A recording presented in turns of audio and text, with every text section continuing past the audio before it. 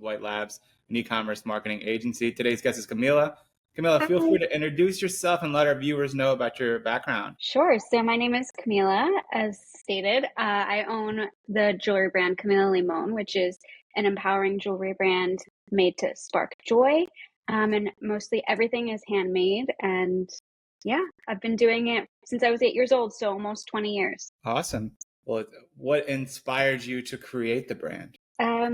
So my mom actually had a children's clothing brand when I was growing up. So I kind of just grew up around business and didn't see anything different. So I just, thought that was something that you would do.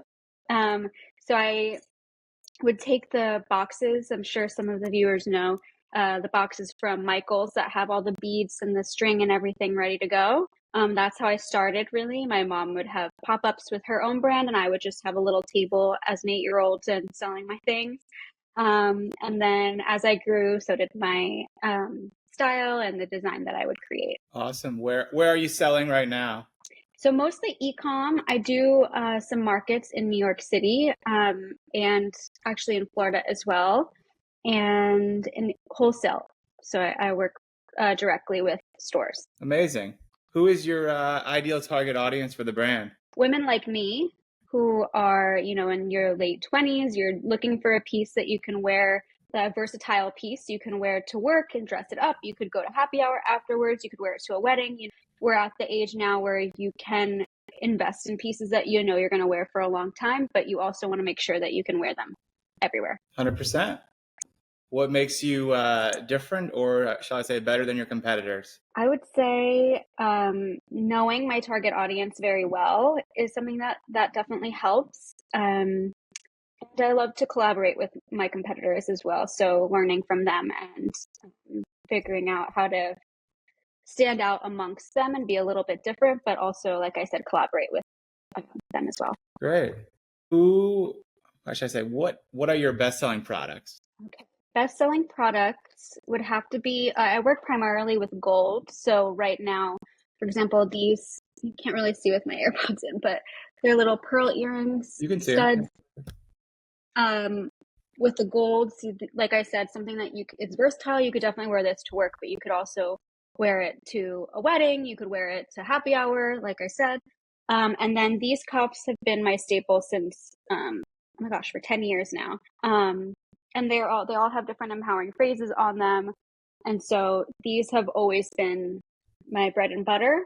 And now I've been able to kind of work more with stones and pearls and gold and things. So figuring out ways to combine it so that you can wear everything together.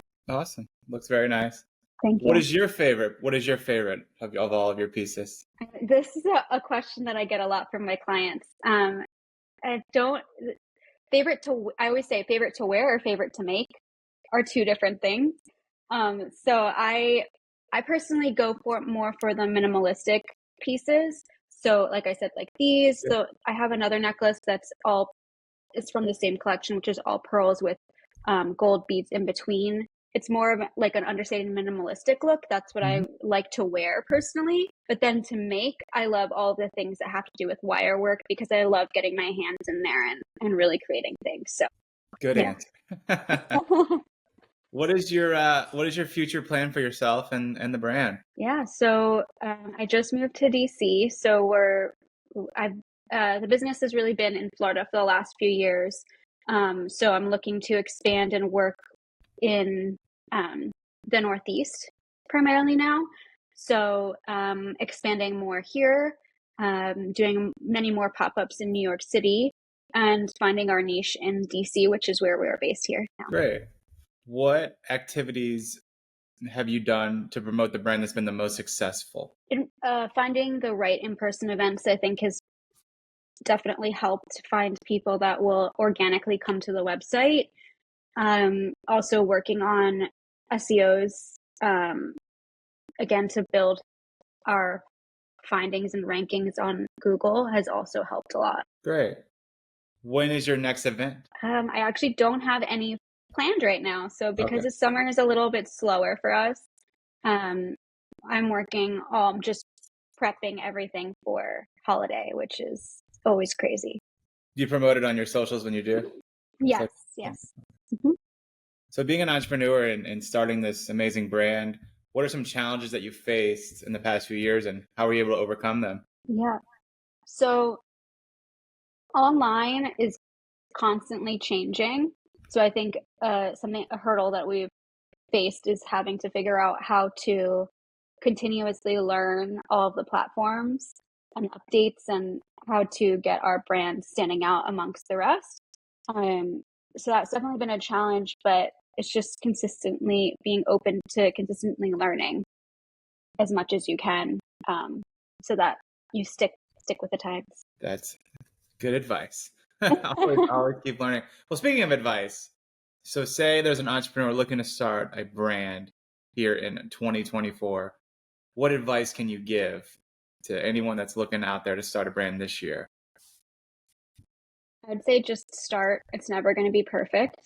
Um, I think that's the biggest hurdle that has people not going for their dreams is they're just overwhelmed with all of the little details. But I would say focus on what you want to do and really just go for it. Just start it. And it won't be perfect at the beginning, but at least you'll start it and then you'll just continuously tweak, like Amazon didn't start as it is right now. So they just you just continuously adapt with your customers. Good advice. And you're not on Amazon.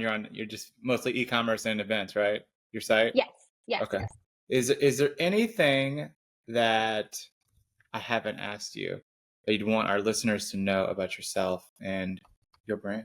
Success doesn't happen overnight. I think people get to like what I had just said.